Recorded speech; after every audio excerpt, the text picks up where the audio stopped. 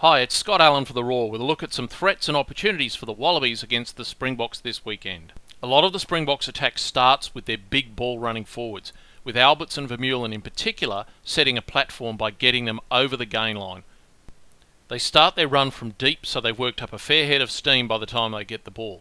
The Wallabies are going to have to use really good line speed to get up in their face, and they're going to have to be aggressive with their defence. They can't be passive and just let them keep getting over the gain line, as you can see happening here.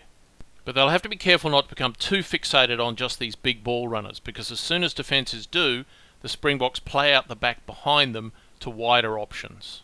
Now normally you'd expect that with big bulky forwards like the Springboks have, that they'd be a little slow getting around the park, and that may provide an opportunity. Surprisingly, the Springboks back row is very mobile, and we'll see an example of it here. The ball's been shifted a fair way across the field from that scrum, but on the second phase you'll see that the Boks have been able to get a lock, and two of their back rowers ready to come around the corner and take the ball on the second phase if required. It's a fair effort to cover that amount of ground coming out of a scrum. Rather than give the ball directly to the forwards off the 9, the play is out to Stain at 10 and then back inside. From the end on shot you can see that those three forwards as they come around are moving at a fair rate. When they take the ball they're going to be very hard to stop. As it is, the Boks go outside and then back in, and it's not good defence from Argentina. But big forwards running at such a pace are going to provide a real threat for the Wallabies. In their first two matches against Argentina, it's been noticeable that the Springboks are using an umbrella defence, rushing up on the outside to try and stop teams getting wider. You can see an example here. Now that provides both a threat and an opportunity. The Pumas try to kick in behind them, but it's not well executed. Here's another example, and again it's de Villiers, the one that's coming up out of the line, trying to put that pressure on. One option to defeat an umbrella defence is to kick in behind them. Another is to use a decoy runner to try and isolate the players that have rushed out of the line and then play behind them to wider options. In this example, both de Villiers and Engelbrecht have come out of the line, and the player that's going to receive the ball is fairly flat. So when he does receive the ball, he's under immediate pressure from de Villiers. He's really got no option or no time to pass the ball, has to take it in, and the umbrella defence has therefore worked very well. If that group of attackers was, say, 5 metres deeper, then the ball player is going to have more time to make a decision, and it's going to make it harder for the defenders to pressure him. Then the two decoy runners can be used to isolate the defenders, and the ball can be played out the back to those wide runners you can see at the top of the screen.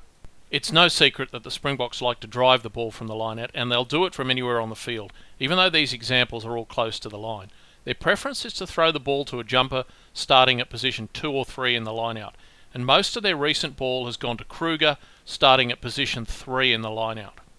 They do use the option of Etzebeth at position 2, and they'll do this whether they're using a 7-man line-out or a 5-man line-out to drive from.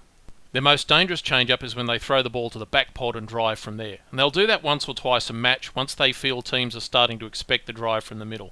They've got a very well-structured drive, and I hope the Wallabies have been practicing defending lots of mauls. When I look at the Springboks line-out performance in their first two matches against Argentina, two things stand out. The first is that Etzebeth is the big threat in the line-out.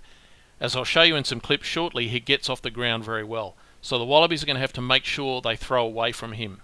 The second thing is that the Springboks have been prepared to offer the opposition the front of the line-out unopposed. This decision to give the opposition the front of the line-out is a clear tactic, and the Springboks used it in both matches. Here in the second match they set up in a 2-2-3 structure, so a pod of 2 at the front, pod of 2 in the middle and a pod of 3 at the back. This time the Pumas' back pod drops back as a ball running option, the ball's brought to ground at the front, then the halfback finds those forwards that have dropped out of the back pod. The aim here is to tie up the Springboks back row on the first phase so they can't get out into the back line, and therefore replicate the sort of field position you get by throwing to the back of the line out.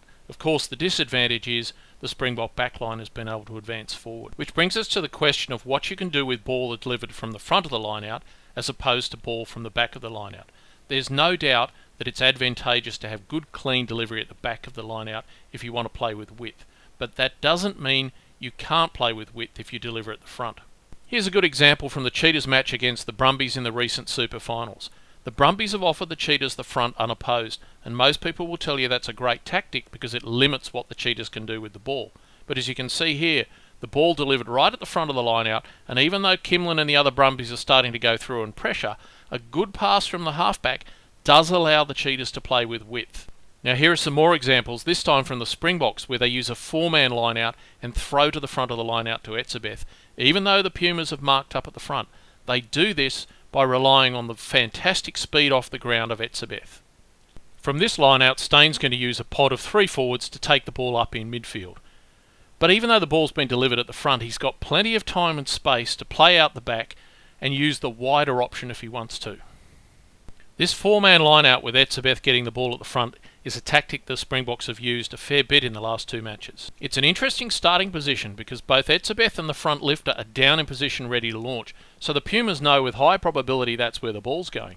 But Etzebeth is so quick off the ground that the Springboks have designed their line-out play around his capabilities. So rather than seeing ball delivered from the front of the line-out as a limitation, the Springboks are showing that you can either play wide or play close with ball delivered from the front and designing specific plays for it.